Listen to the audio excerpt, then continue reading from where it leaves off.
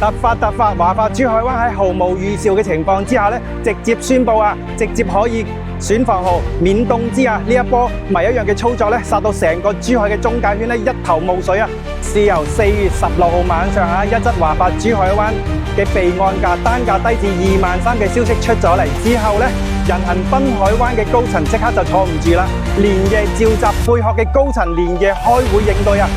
所以咧喺17號早上即刻人行放咗條信息出嚟，只要客戶揸住華發珠海灣嘅凍資單去到人行濱海灣咧，即刻俾錢就俾樓，要錢唔要樓啊！人行放咗消息出嚟之後咧，華發珠海灣即刻就坐唔住啦，即刻亦都係開會對應啊！所以喺18號嘅下晝3點鐘，毫無預兆嘅情況之下咧，殺咗成個珠海一個措手不及，即刻可以免凍資直接認購。